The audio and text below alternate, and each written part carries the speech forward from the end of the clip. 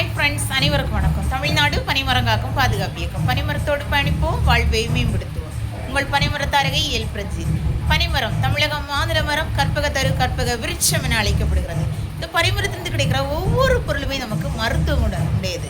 அதை நம்ம அங்கன்வாடி, பள்ளி, கல்லூரி மற்றும் சமூக மக்களிடையே சென்றும் மற்றும் பொது நிகழ்வுகள் நம்ம என்ன செய்கிறோம்னு சொன்னால் இதோடைய முக்கியத்துவத்தின் துண்டு பிரசுரங்கள் வழங்கியும் பனை ஓலையால் செய்யப்பட்ட தொப்பிகள், பனை ஓலையால் செய்யப்பட்ட பொருட்கள் இலவசமாக வழங்கி நம்ம என்ன செய்கிறோம், விழிப்புணர்வு ஏற்படுத்தி வருகிறோம். அதன் மட்டுமல்லாமல் சமூக சேவை நிகழ்வுகளும் நம்ம செய்து வருகின்றோம்.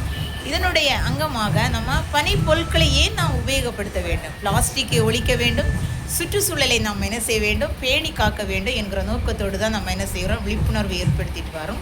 ஸோ நம்ம என்ன செய்கிறோம், இருக்கிற பனை மரங்களை நம்ம என்ன செய்ய வேண்டும், பாதுகாக்க வேண்டும், மீட்டெடுக்க வேண்டும். அது மட்டுமல்லாமல் நம்ம பனை விதைகளை நடவு செய்து நம்ம என்ன செய்ய வேண்டும், நிலத்தடி நீர் ஆதாரத்தை பேணி காக்க வேண்டும். ஏரி, குளங்கரைகள், விவசாய நிலங்கள் கூட நம்ம வயல் வரப்புகள் இதில் எல்லாமே நம்ம பனை மரங்களை நம்ம என்ன செய்ய வேண்டும், நடவு செய்ய வேண்டும். பனை விதைகளை நடவு செய்தோன்னு சொன்னால் அதுவும் நமக்கு ஒரு வாழ்வாதாரம் தான். அது மட்டும் அல்லாமல் நமக்கு கிடைக்கக்கூடிய இதிலிருந்து கிடைக்கிற ஒவ்வொரு பொருளுமே நமக்கு மருத்துவ குணம் உடையது. அது அனைவருக்கும் தெரிந்ததை. ஸோ நம்ம கடற்கரை ஏன் பனை விதை நடவு செய்கிறோம், புயலின் சீற்றத்தை கட்டுப்படுத்துவதற்காக. இடி மின்னல் வரும்போது விவசாயிகளின் பாதுகாவலன் என்கிறது பனைமரம். அது நம்ம விவசாய நிலங்களில் அதை சுற்றி நம்ம வேலி பயிராகக்கூடாது என்ன செய்கிறோம், நம்ம நடவு செய்கிறோம். ஸோ அனைவரும் இந்த பிளாஸ்டிக்கை ஒழிக்க வேண்டும், பனைப்பொருட்களை உபயோகிக்க வேண்டும் என்கிற நோக்கத்தோடு தான் நம்ம இதை செய்துட்டு வரோம். மாசு கட்டுப்பாடு, நம்ம நிலங்களில் பார்த்தீங்கன்னு சொன்னால் மாசு கட்டுப்பாடு, ஏரி குளங்கரைகள் எல்லாம் நம்ம ஒரு பிளாஸ்டிக்னு சொன்னால் அதை வீசிட்டே போகிறோம். அதில் நமக்கு மக்கும் குப்பை, மக்காத குப்பைன்னு சொல்லி நம்ம தரம் பிரிக்கிறோம். அதுலேயும் பார்த்தீங்களா.